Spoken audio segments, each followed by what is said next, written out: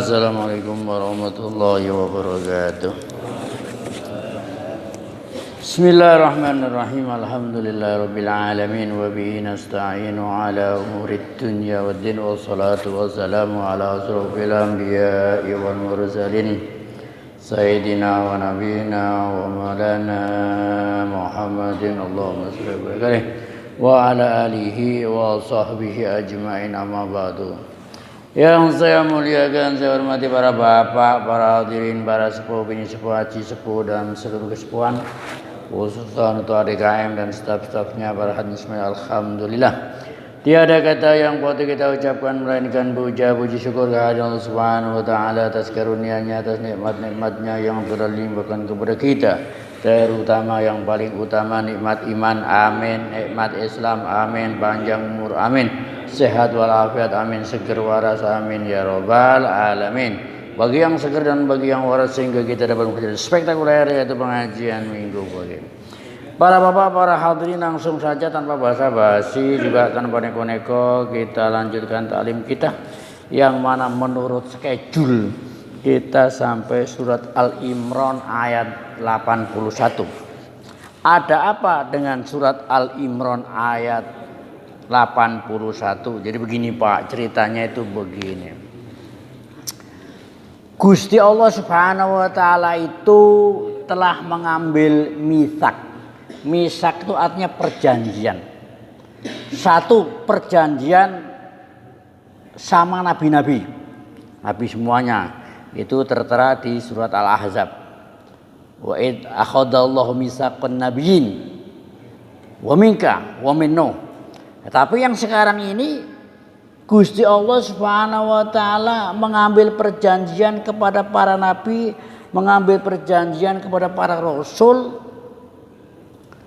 Mereka-mereka ini kalau mendapatkan di zamannya ketemu sama Kanjeng Nabi Muhammad SAW, maka mereka wajib beriman dan wajib menolong. Saking hebatnya Rasul sallallahu alaihi wasallam. Kita baca ayatnya dulu. Bismillahirrahmanirrahim. Wa id akhadallahu mitsaqan nabiyyin.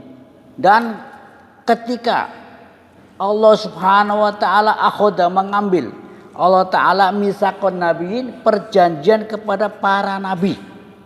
Apa perjanjiannya? Lama ataitukum min kitabin wa hikmatin. Karena Allah Ta'ala telah memberikan kepada para nabi-nabi itu sebuah kitab dan hikmah. Tafsir di hikmah di sini menurut tafsir adalah Rasul sallallahu alaihi wasallam. Summa ja'akum, hai para nabi dan rasul, nanti kalau datang kepada kamu seorang rasul, yang rasul ini musaddiqan lima ma'akum, membenarkan apa yang ada dalam yang ada pada kamu. Jadi gini Pak, antara nabi ke nabi itu enggak musaddiq, hanya Nabi Muhammad saja yang musaddiq. Dalam arti begini, musaddiq membenarkan. Jadi tolak ukurnya nabi-nabi itu kalau benar tergantung Nabi Muhammad SAW. Kayak seperti kitab Taurat, kitab Injil. Quran datang musaddiqan, membenarkan. Pengertiannya, kebenaran Quran gak perlu pakai pengakuan Taurat, gak perlu pengakuan Injil. Tapi kebenaran Taurat, kebenaran Injil perlu pengakuan Al-Quran. Kalau Quran bilang enggak, batal semua itu. Ceritanya begitu Pak. Ini ceritanya begitu. Musaddiqun lima ma'akum, membenarkan apa yang apa.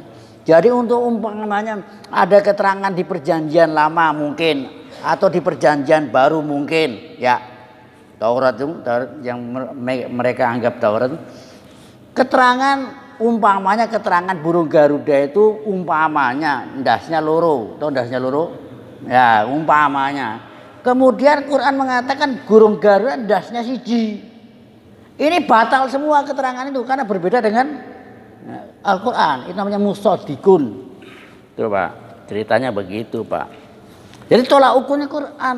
Kalau saya korekor, makanya zaman Kanjeng Nabi SAW, Sayyidina Umar mendapatkan beberapa naskah apa itu tulisan kuno itu namanya apa, tulisan kuno apa, arsip apa pokoknya itulah tulisan ya manuskrip Taurat.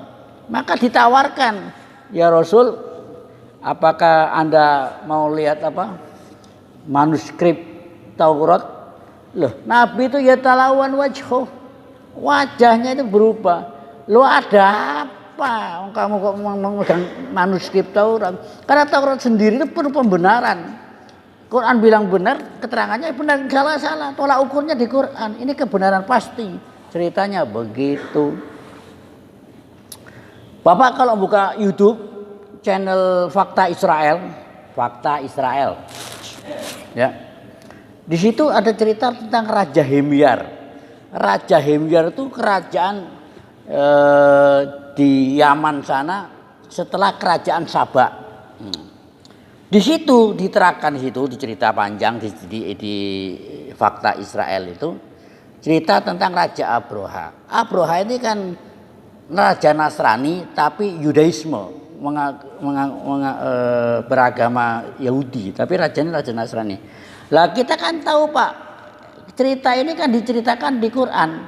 Alam taro kaifa fa'ala rabbuka bi ashabil fil, cerita tentang di mana kelahiran Nabi SAW itu tahun gajah. Di mana tahun gajah itu Raja Abroha dari Yaman mau nyerang Ka'bah. Ceritanya kan begitu kan.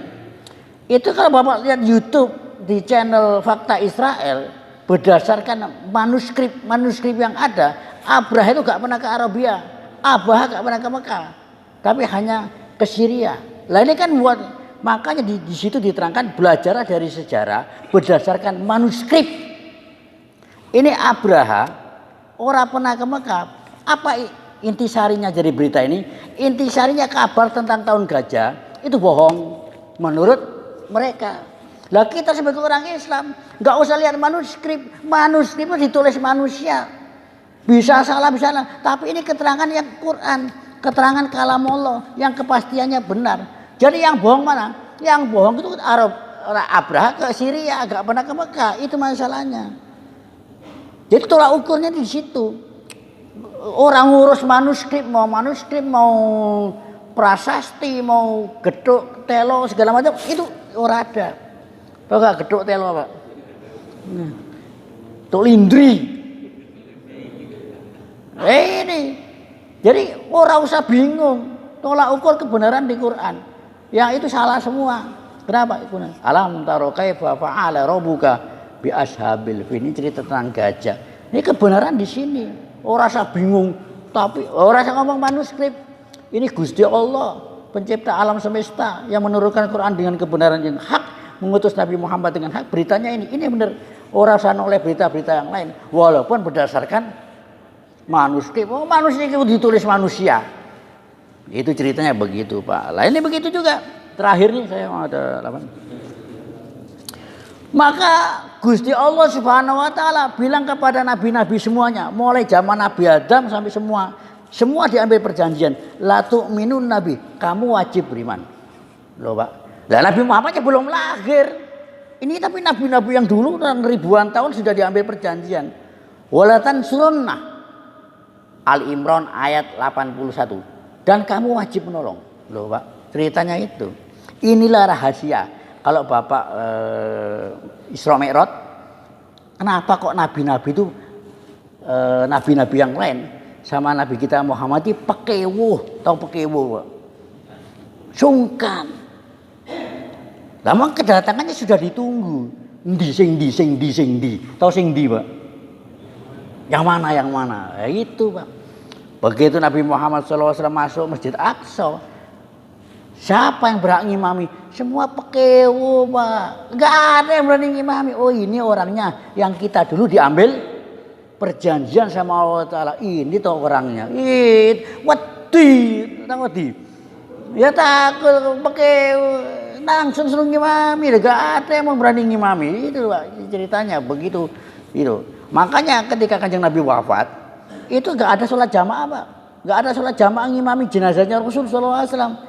Siapa yang mau kemelinti dan kementus berani ngimami jenazahnya Rasulullah, mendoakan Allahumma gfir lahu warhamhu, ya Allah ampuni dia. Loh, kamu yang perlu ampunan. Kalau Nabi gak ada cerita ini dalam sejarah. Nabi SAW itu wafat, itu kan sholat sendiri-sendiri Pak, bukan diimami dengan satu orang. Ya kan kurang ajar Pak, mendoakan kepada Rasulullah, ya Allah ampuni dia, rahmati dia. Yang butuh ampunan siapa? Lah yang butuh rahmat siapa? Lah itu masalahnya. Maka jadi orang itu jangan kemelinti dan kementus. Itu masalahnya di situ. Terakhir. Qala Gusti Allah mengatakan kepada Nabi dan Rasul, "Aqrartum wa ahadtum ala zalikum isri?" Kamu mengakui dan kamu ambil perjanjian ini? Qalu, mana qalu jamak. Semua nabi, semua rasul bilang apa? Aqrarna, kami mengakui dan kami berjanji. Loh gitu, Pak. Mengakui dan berjanji. Qala, kemudian Gusti Allah berfirman, "Wa ana ma'akum minasyahidin." Aku bersama kamu sebagai saksi. Loh itu loh, Pak. Makanya segen para mereka itu pada segen, udah kehadirannya ditunggu sing di begitu datang kuwi iki wedi kabeh, tahu kabeh. Ya takut semua dan sungkan. Ini Pak, silakan baca terjemahnya di rumah apa Al-Imran ayat 81. Saking besarnya, saking agungnya, saking mulianya kedudukan Nabi sallallahu alaihi wasallam di sisi Gusti Allah Taala, sampai nabi-nabi diambil perjanjian. Oleh karena itu, assalamualaikum warahmatullahi wabarakatuh.